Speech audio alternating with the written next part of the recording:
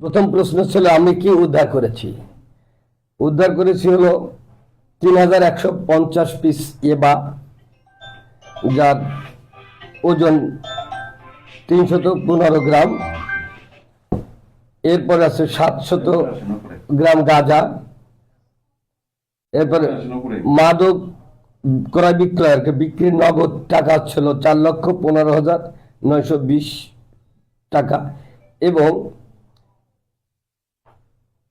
ওখান থেকে বিভিন্ন মাদক ব্যবসায়ী এবং সার্চ করতে গিয়ে এবং দেখা যাচ্ছে যে ইনফরমেশন লিক আউট না হয়, এই কারণে তাদেরই আত্মীয় স্বজনের বাড়ির পরিবারের লোকজনের কাছ থেকে মোবাইল উদ্ধার হয়েছে 17টি। এই হচ্ছিল আমাদের উদ্ধার। যাদের আটক করেছে তাদের নাম কি? হ্যাঁ, ওদের নাম হচ্ছে 6 জন টোটাল আসামি: রনি মিয়া, মোহাম্মদ আরমান আনিক, এরপর মোহাম্মদ শামীম হাওলাদার, এরপর মোহাম্মদ আলী, এরপর মোহাম্মদ স্বপন, এরপর আমিনা বেগম। এই 6 জন। এদের বিরুদ্ধে পূর্বে কোনো মামলা আছে কিনা? হ্যাঁ, কারো কারো বিরুদ্ধে মামলা আছে, এবং এগুলো আবার সিডিএমএস দেখা হচ্ছে। আমাদের তো মামলার এজাহার দায়ের করতেছে, যার কারণে কম্পিউটার অপারেটর যিনি উনি ওখানেই ব্যস্ত। তো এরা মাদক ব্যবসায়ী, চিহ্নিত মাদক ব্যবসায়ী, এবং এদের কাছ থেকে পাওয়াও গেছে। আর আপনারা তো এটা ভালো করেই জানেন, যেহেতু আপনারা গাজীপুরের সচেতন এবং সাংবাদিক, আপনারা এটা ভালো করেই জানেন যে কে কে মাদক ব্যবসা করে বা করে না। আর আপনাদের তথ্য, আপনাদের সহযোগিতা, আমরা এই সফলতা পাচ্ছি। আমি 6 দিন এসে নতুন করে এত সংবাদ তো পাওয়ার কথা না। আর ধন্যবাদ জানাই অসীম সাহসী এবং ক্লান্তিহীন একজন ব্যক্তি। তিনি হচ্ছেন এখানকার আর্মির ক্যাম্পে আছেন মেজর ইব্রাহিম স্যার।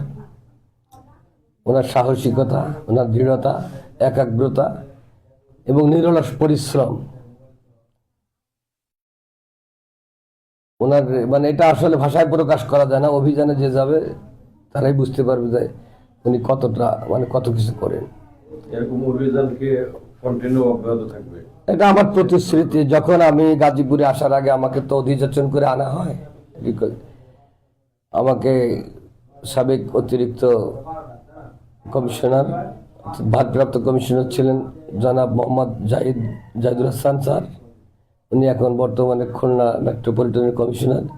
উনি আমাকে ফোন দিয়ে বললেন যে গাজীপুরে মাদক এবং ছিনতাই মারাত্মক আকারে বেড়ে গেছে, তোমাকে আমি গাজীপুর আনতে চাচ্ছি, তোমার বিপি নম্বর এগুলো দাও।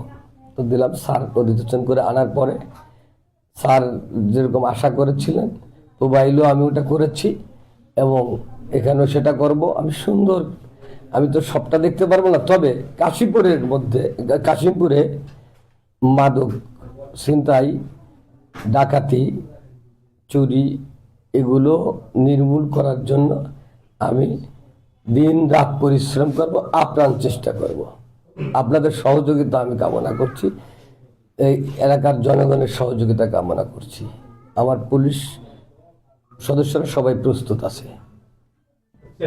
না, কাজে করছে না সেটা করে, কিন্তু আমাদের জানেন রাত্রিবেলা 5টা টিম বের হয়, ওই হাইওয়েতে থাকে, বিভিন্ন জায়গায় কিলো ডিউটি করে, মোবাইল ডিউটি করে।